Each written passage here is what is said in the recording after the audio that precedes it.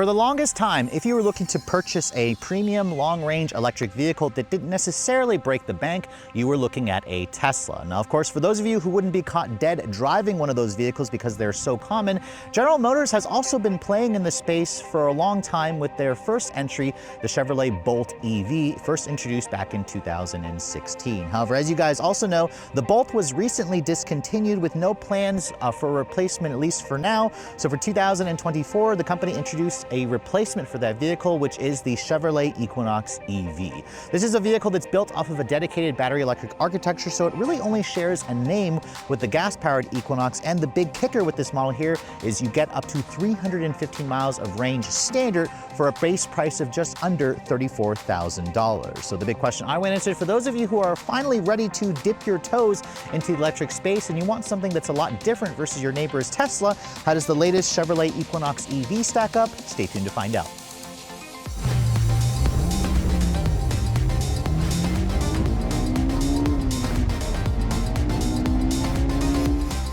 And before we start talking about the exterior styling differences between the Equinox and the Equinox EV, let me go ahead and pop the hood and show you guys what you're gonna find underneath here. Now, a lot of electric vehicles typically offer a front trunk storage space. However, as you can see, this particular platform for GM does not offer that. So what you're gonna find here is a lot of motors, a lot of wires, and unfortunately no storage space. Now, I'm actually surprised that GM didn't at least want to put like a cover underneath here to cover up all the internals of this, but what you're looking at essentially is the front electric motor, which provides the primary propulsion. If you guys go for a two-wheel drive version of the Equinox EV, it will be front-wheel drive. The all-wheel drive version that I'm showing you here adds a separate electric motor to the rear end, giving you electronic all-wheel drive. All Equinox EVs come with an 85 kilowatt-hour battery pack, so there is no smaller battery pack like Chevy originally said they would do, and for 2025, they did essentially increase the power slightly. This all-wheel drive version will offer up to 300 horsepower and 355 pound-feet of torque. That's an increase of about 12 horsepower versus the 2024 model, so not a huge difference. Torque actually went up by around 22 pound-feet, which is a bigger difference. It all goes out through a one-speed reduction gear transmission, and like I said earlier, electronic all-wheel drive and an 85 kilowatt-hour battery pack, which is good for up to 307 miles of range based off of the EPA, 315 if you guys go for a front-wheel drive model. The cool thing is that range figure doesn't change whether you go for the LT or the RS trim like the one I'm showing you here. Now, Chevy doesn't quote a 0 to 60 time. We got 6 seconds flat almost in the Honda Prologue, which shares a platform with this vehicle, although the Prologue is a little bit larger and also a little bit heavier. The front-wheel drive model offers around 220 horsepower.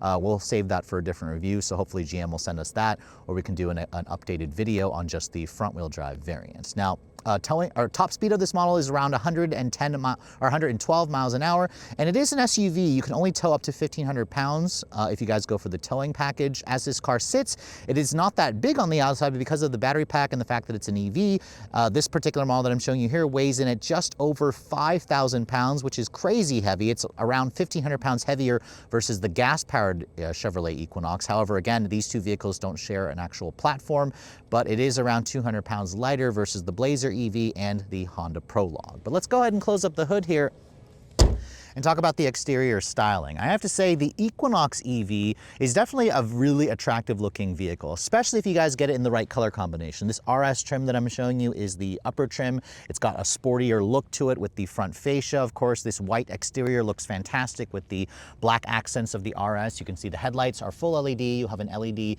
daytime running light, LED turn signal. Your LED headlights are located down there, or it's a separate module. There's also an LED light bar that goes across the front. That's a very trending look here with all of EVs. I also like the black Chevy bow tie logo as opposed to the yellow one. There's an RS badge right there in the front grille. Then as you can see, no actual grille. It just tries to look like a grille with this kind of interesting triangular diamond textures in the actual black accents of the grille. You have integrated parking sensors, some functional air intake vents, along with some carbon fiber look trim there, which I think looks really good with the black and the white paint. The front also houses the front camera system for the full 360 camera, the parking sensors front and rear. You have your Super Cruise with all the radars and sensors as well, along with the big camera that's in the windshield. So overall, I think Chevy Chevy's design team nailed it for the look of this car. It's one of my favorite looking electric SUVs out there. I also love how it looks a lot more like kind of like a sleeker, sporty wagon as opposed to a boxy SUV. Moving around the side profile, this is where things get interesting because the dimensions of this vehicle are actually more mid-size versus compact. At 190.5 inches long with a 116-inch long wheelbase, this is a solid 7 inches longer than the gas-powered redesigned 2025 Equinox, but it's around 2 inches shorter than the Prologue and the Blazer. Its wheelbase is around 6 inches shorter, so it's an interesting proportioned vehicle. You can really see how the wheels are pushed out to the corners, which I think looks good. I love the 21-inch 5-spoke directional look of the alloys on the RS trim. They're a glossy black design as well with a 6-lug look. The tires are also pretty fat, a 275 by 40. R21, it's a Continental Conti cross-contact all-season tire. You have an all-independent suspension. Chevy didn't list the ground clearance, but I'd say it's probably around 7 to 8 inches, somewhere in that range. You can see the wheel arch trim here is glossy black painted, which is kind of nice. There's a unique Equinox badge there, which shows the E as three blue lines to show that this is an EV.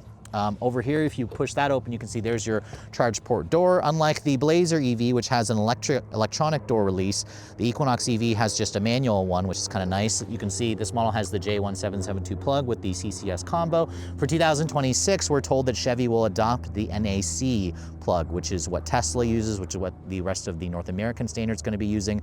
This car does accept up to 150 kilowatts on a DC fast charger, allowing you to basically add 77 miles of range in around 10 minutes. Or on a level 2, it has an 11.5 kilowatt onboard charger to charge from basically 8 to 10 hours on a level 2. Like I said, up to 307 miles of range on this all-wheel drive version, which is pretty impressive. You can see the mirrors here are glossy black painted. They are also, I believe, power folding. Actually, I lied, they are not power folding. That's something that you don't get on this model. I also like the black trim over here on the side of the vehicle, along with the raised black, glossy black roof rails. My test car is missing a $1,500 optional sunroof. If you guys want that feature, you're gonna have to pay extra for it. It's a la carte. And then backing away from the vehicle, this is where the Equinox EV kind of looks a little bit Porsche-like to me, almost like a Porsche Macan. I think it's a really attractive looking vehicle, especially from the rear of the car. The taillights, you can see, have that trendy full LED light bar, although it kind of gets disconnected there where the Chevy bow tie logo is in the middle. I also like how the taillights are full LEDs. There's that Equinox all-wheel drive badge there, along with the RS badge. The rear bumper also gets a little bit more aggressive for this trim, which I like.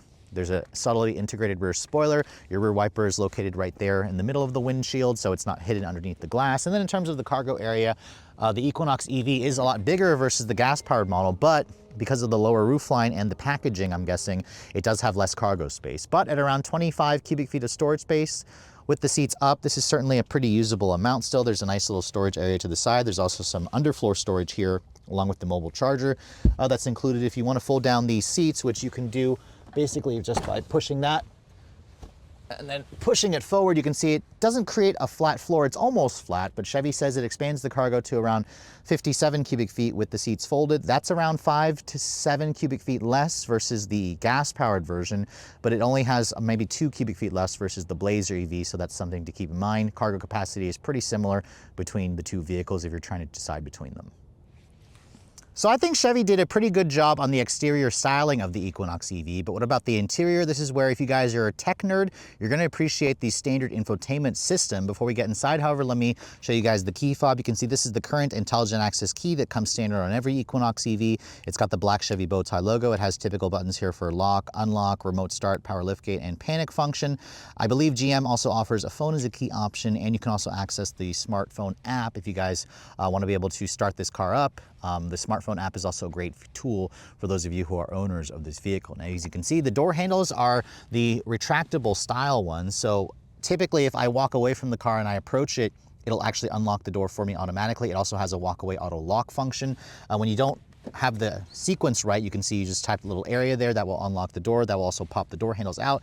Mirrors, like I said earlier, are not power folding. That's something I believe the Blazer EV gives you. Now, looking at the interior, you can see my particular test car with the white exterior looks pretty good with the Evo Tex two-tone black leatherette interior. This has like a leatherette and a cloth combination with the contrast stitching and piping. The reason why it continues to ding is because I left the headlights on from my filming earlier, so that's why it's reminding me I left the headlights on, so I apologize for that. You can see the door panels have a nice soft touch injection molded plastic with this kind of cool like it looks like a color changing gray reddish plastic accent piece here with the silver painted accent door handles. Nice padded area here for your armrests, and then the windows, only the driver is one touch up down. Everything else is not a one touch, which is kind of annoying. Down here it is a hard touch plastic area. Now getting inside, let me get inside and shut this stupid dinging off. The door has a relatively solid sounding thunk, and like other Chevy and GM EVs, when you sit your butt in the seat and have the key, it actually turns the vehicle on. There's no start stop button. This is kind of like what Tesla does. And it's definitely a nice modern touch where you don't have to kind of take the key out or fumble with pushing an ignition button, which honestly isn't that bad. But basically once you get in and sit your butt in the seat, it says ready. That's how you know that the vehicle is ready to be driven. And let me go ahead and turn off the stupid headlights so they're not beeping. Put it back into the auto setting there. Again, it's all located in the screen here as opposed to having an actual switch to turn the headlights on and off. But if you just put it in auto, you don't have to touch it. Now, in terms of the rest of the interior materials, you can see this certainly looks pretty interesting in here. It's almost like they took some design touches here from the Chevrolet Camaro, especially with the circular vents with the red accents. Although unlike the Blazer EV, which had 3 circular vents here, the Equinox EV has a more conventional look. All of them come with the 17.7-inch display, which runs off of Android Automotive. It has Google built in, but sadly no wireless Apple CarPlay or Android Auto. GM, for all their EVs, thinks that you don't need the wireless CarPlay functionality because their native system works better, which I beg to differ. You can download apps like Waze and Spotify from the Google Play Store, but if you guys use Apple Music, you are out of luck there because Google does not play with Apple Music, although you can get Apple Music in some of the newer Mercedes products. Rivian and Tesla also offers that, so I find that to be kind of a cop-out answer. So I really think GM needs to rethink this, and they need to offer the CarPlay functionality. All of them also come with the 11-inch instrument panel display, which also allows you to kind of customize the look of this. You can kind of push this button right here on the steering wheel. You can change the dial there. You can put your GPS function there. You can put your driver assistance, your Super Cruise information. You can kind of go into like a calmer screen there where it just shows you your speed and relevant information. I personally like this screen here where it shows your trip information and your audio information. No heads-up display on this car. I think that's something you can get in the Blazer EV, so that's something to keep in mind. There's more of that gray plastic area here where you can see the color changing effect. Looks pretty nice. This area here, you can see the dash vents don't have that satisfying click when you open and close the vents, but I do like the look of the dashboard vents. The upper portion of the dash here has a soft touch injection molded plastic. This is again just silver painted, gray painted plastic, which kind of looks a little bit cheap, but at least it's not a piano black plastic that shows fingerprints and smudges. You do have a volume knob over here along with some different shortcut buttons here where you can access basically turning the vehicle off from there if you want to do it from the screen. There's also like a little timer here. You can adjust that. Your one pedal drive is there, and then your headlight controls are here. You can also click that to go into all your different controls, go to more controls there if you guys want to have quick access to that. This is basically what the home screen looks like.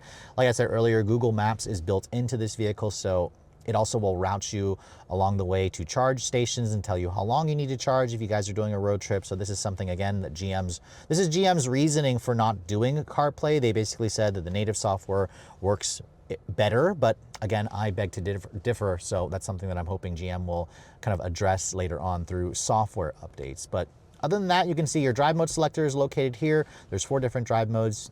You go to a custom mode there with My Mode if you guys would prefer to kind of interchange everything to your specific liking. There's ambient lighting in this vehicle as well. You have multiple different colors included on the higher trims. My particular test car also has 3-level heated seats. You can get ventilated seats, part of a convenience package that my test car doesn't have, unfortunately. Heated steering wheel is here, which is also pretty nice. This is for your Super Cruise camera that watches your face along with the Super Cruise status bar. Super Cruise is one of the best hands-free driving assists that you're going to find in the industry, so I think Chevy and GM's done a fantastic job there. You can see just a single zone automatic climate control, which is surprising to see that they don't have a dual zone. That's something you can get in the Blazer, so again, another reason to go for the Blazer instead of this vehicle. Push that button there, you can see your full 360 camera is included on this trim here, part of an option on other trims. You can see, I'm surprised it doesn't take up more real estate in the screen, but the graphic and resolution is fine. This is, again, a really nice feature to find, especially if you guys, are terrible at parking, although this vehicle isn't that large.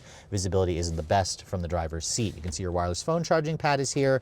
Over here, I also appreciate how it's not silver painted, or it's not a glossy black plastic. It's more that gray matte plastic. Dual cup holders along with your 2 USB-C charging ports. A nice little area here where you could put some loose change or the keys. Padded center console area, open that up, you can see there's a bin there that you can lift up. It goes a little bit deeper, which is also pretty nice. This also feels relatively sturdy. You have additional storage underneath here, which is also a great feature. The seats are unique to the RS trim. I like the contrast red accents here. You can also go for a two-tone red and black seat. That's your only color combination for the RS. And you can also get heated and ventilated seats, although my test car is only heated seats. The padding feels okay. It feels relatively decent quality for a fake leather. Not much in terms of bolstering. For an RS trim, I expected more aggressively bolstered seats, but they are pretty comfortable on longer drives. You can open up the glove box here. You can see it's damped but not lined with felt. It's a mid style, offers a decent amount of storage there. You can see the mirror is not auto dimming, surprisingly, or actually maybe it is. It is auto dimming because there's no day-night selection there. No digital camera rearview mirror. You also have some LED map lighting here, a woven material for the headliner, and no sunroof on my test car, but it's part of a $1,500 upcharge if you guys want that. Your transmission selector is here. There's a button here at the end. You push that to go into park. You pull it towards you to go into reverse and hold it, go up and towards you for reverse, and then down and toward you for drive, pull it toward you for neutral. I think I may have said reverse. But overall, relatively easy to use. It frees up storage space here. But this interior definitely doesn't feel luxurious, but the build quality is fine. Material quality is average. The tech is impressive. It just needs Apple CarPlay. I've tried out this system in their gas-powered GM vehicles and with CarPlay, and it's fantastic. So they just need to add that. But overall, it's definitely a nice place to spend time. The only thing you do have to get used to is the visibility isn't that great because of these really long, large A-pillars and the expansive front dash area. But let's go ahead and hop into the backseat area and show you guys what that space is like. Now, as you can see, the long wheelbase of this vehicle translates into more rear seat legroom than I expected it to have. Around 38 inches of legroom back here is very impressive for a vehicle in this particular price category. The Blazer EV, which is a little bit larger, only offers around an inch of additional rear seat legroom. So that's something to keep in mind if you want a big back seat. For your tall friends, this is the one to get. Now, door panel materials, sadly, are hard touch plastic, so not quite as nice as the front. At least you still have that cool color changing plastic here. This is nice and padded. Like I said, windows are manual, or they're power, but they're not one touch up down in the rear or for the front passenger seat. These seats, like I showed you earlier, they do have the ability to fold down, although it's not a completely flat floor. And sadly, no recline function. These seats also don't move forward and back, so they're just kind of fixed into position. Now, getting inside back here, you can see this is basically where I'd have the front seat to drive for my driving position. There is a completely flat floor here for the middle passenger, which is great. I can easily stretch out my legs and get comfortable. I can also cross my legs. This is my driving position, like I said. So good legroom space here for actual adults. You have rear seat air vents, 2 USB-C charging ports, a big expansive area here where they could have done something. A nice little storage cubby over here. So I would like to see like a 12-volt or a household power outlet here, perhaps some heated seats. That's something you can get, I believe, in the Blazer EV, not in the Equinox. You have 2 storage cubbies here. And then if you want to fold this down, you can see there's an armrest with 2 cup holders. The headroom space also is pretty good. I have maybe a solid like 2 inches of additional headroom space. So that sunroof not being here also adds some additional headroom. But overall, the backseat area is among the bigger vehicles in the class. Just be sure you're not looking for more upscale features like heated rear seats or retractable sunshades. You might find that on some of the Equinox EV's competitors. So here we are back behind the wheel of the first ever Chevrolet Equinox EV. This vehicle is very important to the everyday consumer because Chevy touts this thing as the most affordable 300+ mile electric SUV out there, because you can basically buy the base LT trim for 2025 for around $33,600, and that includes the 315-mile range because all of them come with the bigger 85 kilowatt-hour battery pack. So the one that we're driving is obviously more expensive. It is the RS trim, which has the same battery pack. When you add all-wheel drive, it only drops the range to around 307 for 2025. If you have a 2024 model, it's rated at 285 miles of range, which is still honestly plenty for a vehicle that has a price tag of under $35,000 before the $7,500 federal tax credit. Now, this model, obviously, with its dual electric motors, comes in at around 288 horsepower, or it goes up to 300 if you guys have a 2025 model, and 333 foot-pounds of torque, going up to 355 if you guys have, again, the all-wheel drive version, or the 2025 model. This model also weighs in at just over 5,000 pounds. The last time I tested this car's platform mate, the Honda Prologue, it did 6 seconds on this stretch of road. So let's see what we can get this time on our usual stretch here. We have the vehicle in sport mode. We'll just floor it. Pretty good pickup. All right, we got 0 to 60 in 5.95 seconds there, so a smidge quicker, around 0.1 seconds quicker than the last Honda Prologue that I tested on that same stretch, which had the same powertrain, and it weighed around 200 pounds more for the Prologue versus this Equinox EV. The great thing about this electric powertrain is it's got that, reduction gear transmission. It's got instantaneous power. If you guys are trading in basically a Chevrolet Bolt EUV, or you're trading in a gas-powered Equinox, this is gonna feel plenty fast. I mean, is it the quickest accelerating EV in the segment? No. I mean, you could easily buy a Hyundai Ioniq 5, Kia EV6, those are going to be faster. A Tesla Model Y is going to be faster. A Mustang Mach-E is going to be faster. But still, sub 6 seconds is going to be plenty fast for the majority of people out there. So I don't think Chevy really needs to worry too much about making this thing any faster.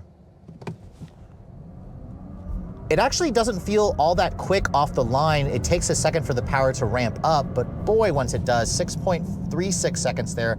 That's with it more going slightly uphill. So they've tuned the electric motor responsiveness to be more linear. Instead of giving you all the power instantaneously, they want it to be a gradual pull to kind of feel like an internal combustion car. So that's gonna, keep people who are new to the EV world from getting, crazy startled whenever they put their foot down. So the power delivery and the powertrain of this model is definitely good. I mean, I liked it in the Honda Prologue and the Blazer EV, so it doesn't surprise me that I also pretty much like it in this vehicle. It's definitely an easy car to drive, an easy car to live with. It's got plenty of real-world power. Put my foot down, you can feel it just has instantaneous torque.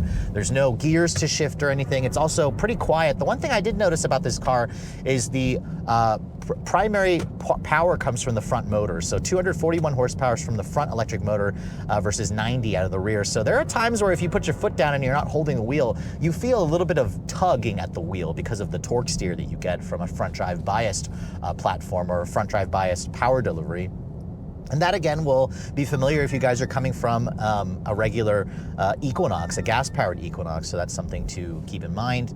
The ride quality in this vehicle also is really good. We've got these big 21-inch alloy wheels, which look fantastic, but surprisingly, this car doesn't have adaptive dampers. It just has a fixed steel independent suspension. But this has among the best ride qualities that you're gonna find in the electric SUV space. That thumping noise you hear is my little tripod stand here for my phone, but there's not a single squeak and rattle in this vehicle, which I really appreciate. These cars are all built in Mexico, so they technically do qualify for the tax credit for now, while we still have it. Put my foot down here, you can actually feel the front get a little bit torque steer heavy, but you can also feel the rear electric motor add its torque to kind of power you out of corners. It's a relatively good to drive, fun to drive SUV. Although the suspension is very soft, it's tuned very much for ride quality, for ride comfort, which is, I think, the more important mission of a vehicle like this. I mean, handling-wise, the steering is pretty light and numb and devoid of feel. It doesn't actually do much when I start to turn the wheel, which again shows its more comfort-oriented mission, which is fine. The seats are also a little bit flat for me. I kind of wish that they had a little bit more bolstering, especially when you guys are driving the RS version. I would be curious to see if Chevy decides to do an SS version. I don't think they will, just because it would step on the Blazer SS a little bit too much. That's another SUV that I haven't had a chance to drive, is the high-performance version of the Blazer EV SS. But overall, the one-pedal drive in this car also, GM does a really good job if you guys really want the full one-pedal drive effect, because this will actually bring you down to a full stop in one-pedal drive. And you can also set it in either normal, which I have it now, or high, which is honestly too much one-pedal drive. It makes you sick if you're not used to the constant back and forth when you lift off the throttle. Visibility in this car, I want to say, is okay. The front dash area is very expansive, so you have this kind of long view of the front. It almost makes me feel like I'm sitting in the rear of the vehicle from the driver's seat. You have these big, nasty A-pillars, which do cause some large blind spots. The view out of the rear is good, however, although my test car doesn't have a digital camera rearview mirror. I didn't see one on the option list, so I'm not sure if Chevy offers that on the Equinox EV. You might have to go to a Blazer EV to get that feature. Thankfully, the interior is quiet, and like I said, there's not a single squeak and rattle. It's just visibility in this car is not great. I actually found better visibility in the Honda Prologue, which doesn't surprise me. Honda tends to favor visibility, so they wanted to, improve on that, whereas GM focuses more on design, which is also fine. The heated seat also works nice. The heated steering wheel works nice. Super Cruise in this car also is a $2,700 option. It's $3,300 for 2025, and it's pretty much worth every penny if you guys plan to do a lot of longer road trips, although fast charging in this vehicle tops out at 150 kilowatts, so you can basically add about 77 miles of range in about 10 minutes. which you'll probably be spending around 35 to 40 minutes on an EV, a level 3 charger. If you guys plan to charge at home or charge in public, it has an 11.5 kilowatt onboard charger. It'll take around 10 hours to charge at home with its 85 kilowatt hour battery pack. But overall, just like the Honda Prologue, this is a nice driving vehicle. I mean, if you guys have never driven electric, you want to dip your toes into it, I think this is a great vehicle to start with because of its affordability, because of its ease of use. It's easy to drive. The one thing that still annoys me is the fact that I don't have wireless Apple CarPlay or Android Auto. Instead, GM just wants you to use their native system where you can go to the Google Play Store and download apps that you may use. But if you use Apple Music, you are out of luck because Apple Music doesn't work with Google Play, which I think is a reason for GM to backpedal and start offering Apple CarPlay again in their vehicles, at least until they kind of start offering Apple Music like Mercedes offers, like Rivian, like Tesla offers. So that's something to keep in mind for their native software. But overall, I'm really liking the Equinox EV, especially if you guys keep the options in check, because while this one here is over $50,000, you can easily get into an all-wheel drive LT trim for around $42,000. That's before the tax credit, obviously. You can also go into a front-wheel drive version for around $37,000 with some decent options. So that's something to keep in mind. The RS, however, will cost you at least $45,000, which makes it a little bit less enticing. But if you guys are okay with spending that and you really like the looks, this is one attractive-looking SUV, especially in this trim and this color combination. It's definitely worth a look, especially if you guys are first time or new to the EV space.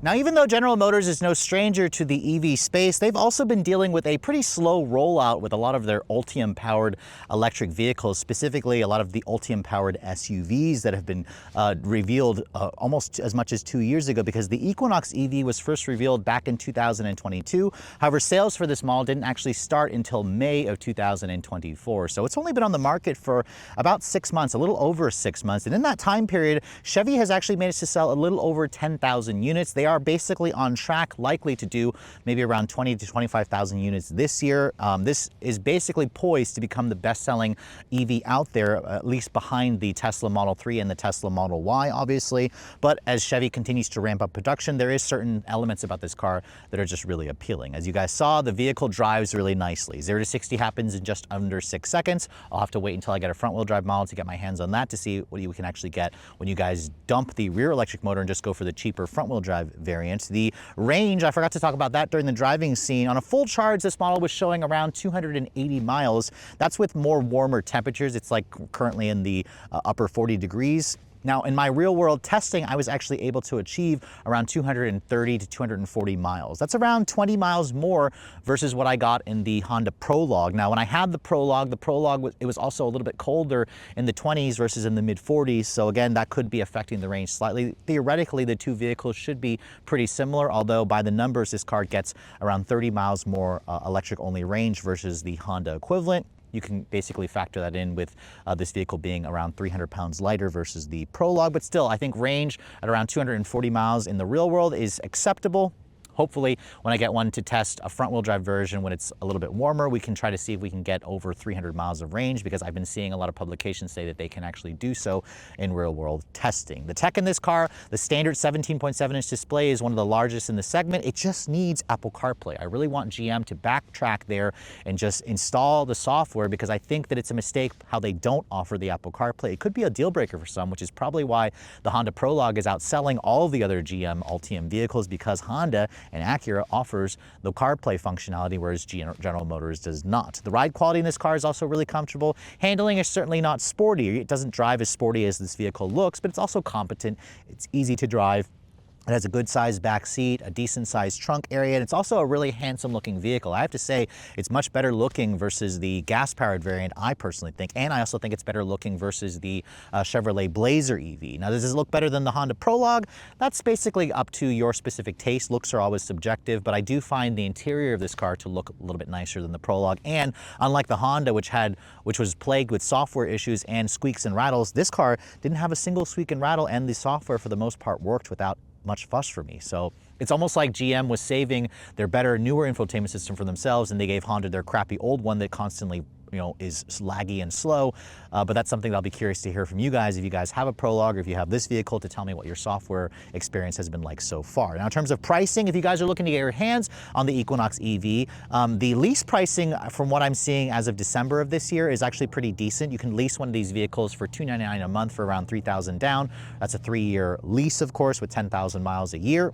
That's pretty good, although the Prologue is around $219 a month. If you guys aren't interested in leasing, you can purchase this vehicle. And for 2025, the pricing has come down to $33,600 for the base LT with front-wheel drive. Basically, you have to add some convenience packages and some upgrade packages to roll in some features that you want.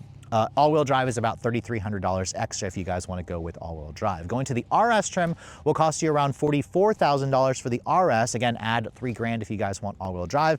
My particular test car here with all-wheel drive with the Super Cruise package as well.